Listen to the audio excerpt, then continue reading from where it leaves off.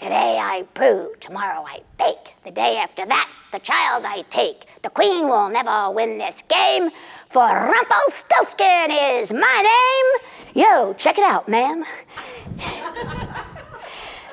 This song was not at the top of the hip-hop chart, but it was music to the Queen's ears. She was overjoyed. As a reward, she made Snoop Dogg head of the CIA.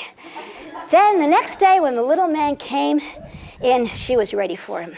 Well, Your Majesty, have you guessed my name? Let's see, said the Queen. Could it be George? No, said the little man. Every Tom, Dick, and Harry is named George. Surely you can think of a better name than that, Your Majesty. Let me see. Could it be Robert? No, that's just as bad as George. Oh, well, could it be Rupert? No, said the little man, and he looked bored. Oh, how about Rumpert? No, said the little man, but this time he didn't look so bored. No, that's not it either. How about Rumpel? No, said the little man, and this time he looked positively alarmed. Let's see, could it be Rumpelstilk or Rumpelstem? Or how about Rumpelstilt? The little man got red in the face. He started sputtering. No, that's not it either. How about Rumpelstilt epidermis? No, that doesn't have a ring to it. How about Rumpelstiltskin? The little man went into a rage. I've been cheated, I've been robbed, I've been tricked. He stamped his foot, he had a hissy fit, and he stormed out of the castle saying bad words. Now we come to happily ever after. Do you think the miller's daughter had much chance of living happily ever after with this king for a husband? I don't think so. I think she had about as much job security as the wives of King Henry VIII.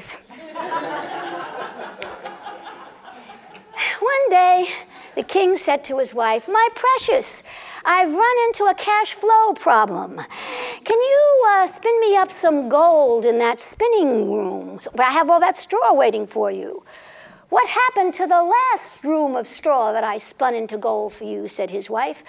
"I've had a lot of expenses," said the king. If the truth be told, he had squandered all that gold. He had wasted it building extra castles that he didn't need, and building monuments to himself, and gambling on the stock exchange, and investing in mortgage-backed securities like CDOs and CDSs and ABCs and LMNOPs. He had lost all his gold. He had wasted it all. So the king said to his wife, honey, when you get a chance, go down to the spinning room and spin me up some gold from all that straw that is waiting for you there." "I can't," said his wife. "What do you mean you can't?" "I've forgotten how," said the queen. "Yeah? Well, maybe a beheading would jar your memory," said the king. He used his usual powers of persuasion. So the queen found herself in the spinning room with a room full of straw from floor to ceiling, a spindle, a spinning wheel, and mission impossible. So she started to cry. It worked before. "Boo-hoo-hoo, boo-hoo-hoo, boo-hoo-hoo," she cried, when who should come in the door but the little man. The little man. What's his name? Rumpelstiltskin. Yes, Rumpelstiltskin came in. "I was just passing by," said the little man, "and I heard you crying. What seems to be the trouble?" "Oh," said the queen, "I have to spin this straw into gold, and I have no idea how to do it." "I know how," said the little man, "but what will you give me if I do it for you?" "Oh, anything in my kingdom, all my riches, all the treasures in the kingdom." "I do not want all the treasures in the kingdom. A living thing is more precious to me than all the treasures of the world. You must give me your next born child." The queen was beginning to see a pattern here. The king would never have enough gold, and Rumpelstiltskin would never have enough children. Sooner or later, the king would notice that his children were missing. Sooner or later, the truth would come out. She decided to make it sooner rather than later. So the next morning at the crack of dawn, when the king came in, he found the room just the way he had left it the night before, stacked full of straw and not a glimmer of gold in sight. "What is the meaning of this?" he said. "It means I have decided to tell you the truth," said the queen, And so she did. "You have deceived me," said the king. "For that, tomorrow you shall die."